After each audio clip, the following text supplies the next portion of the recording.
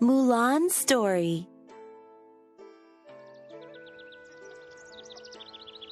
Thousands of years ago in ancient China, there lived a beautiful young woman named Mulan. She lived with her parents and a dog named Little Brother. Mulan's father had once been a great warrior, but his leg had been injured in battle.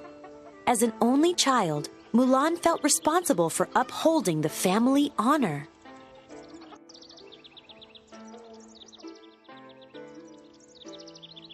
One day, a man arrived with terrible news from the emperor. The Huns, China's enemy, had invaded. The emperor had ordered that one man from every family must join the imperial army. Mulan's aging father had to fight again.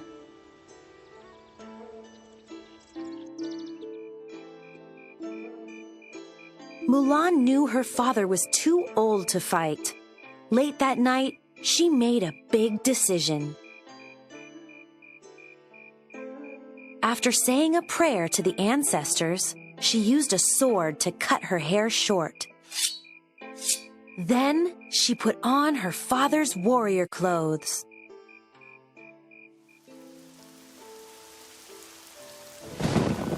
As her parents slept, Mulan, now dressed as a young man, jumped onto her father's horse, Khan.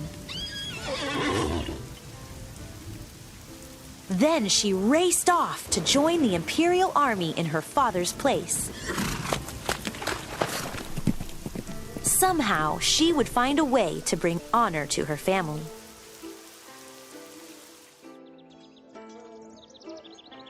When Mulan arrived at the imperial army's training camp, she met Captain Li Shang.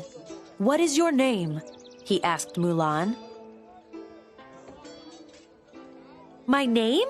It's, Ping," Mulan said.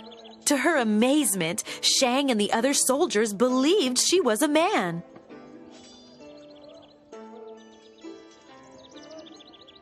Shang worked hard to teach his soldiers strength and discipline. Mulan struggled to keep up. Frustrated, Shang told her to go home. But to earn the soldiers' respect, Mulan retrieved an arrow atop a tall pole. This was the hardest training task of all, and Mulan had done it.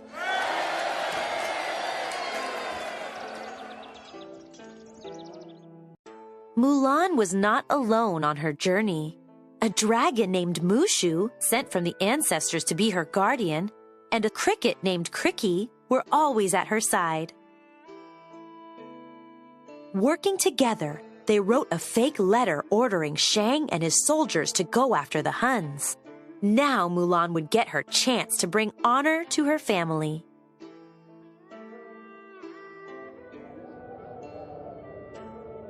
Heeding the letter's message, Shang led his soldiers into the mountains.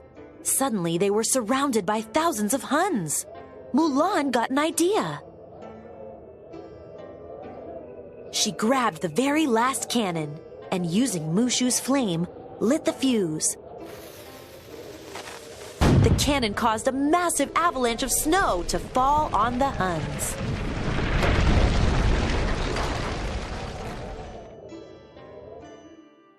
But the danger wasn't over.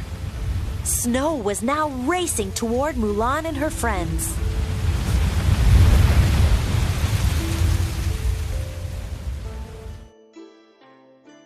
Mulan's loyal horse, Khan, ran to her side. She jumped onto his back, and just as the snow was about to bury Shang, Mulan pulled him to safety.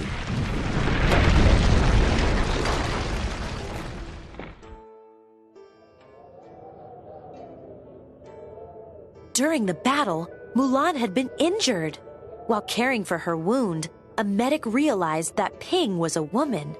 Shang had no choice but to leave Mulan behind.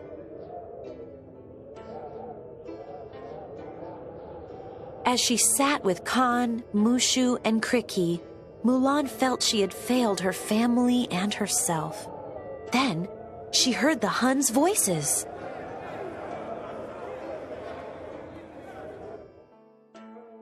Mulan raced to the imperial city to warn Shang. "The Huns are alive," she told him.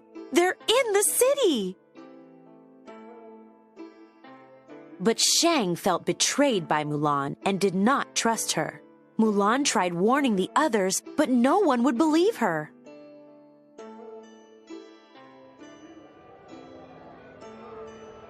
The Hun leader, Shan Yu, kidnapped the emperor, but Mulan and Shang rescued him. Furious, Shan Yu chased Mulan onto the palace roof, exactly as she planned. Mulan grabbed Shan Yu's sword and pinned his coat to the roof. He couldn't move when Mushu and Cricky shot a rocket his way.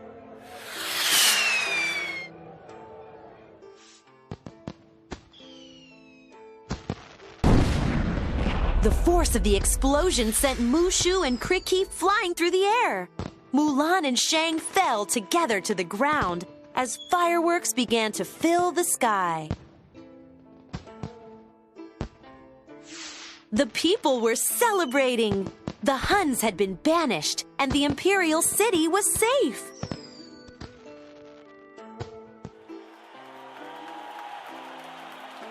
The emperor was very grateful to Mulan. "You have saved us all," he said. And then he did something extraordinary. The emperor bowed to Mulan. Everyone in the plaza bowed to Mulan too. The emperor asked her to stay on as his advisor, but Mulan knew it was time to return to her family.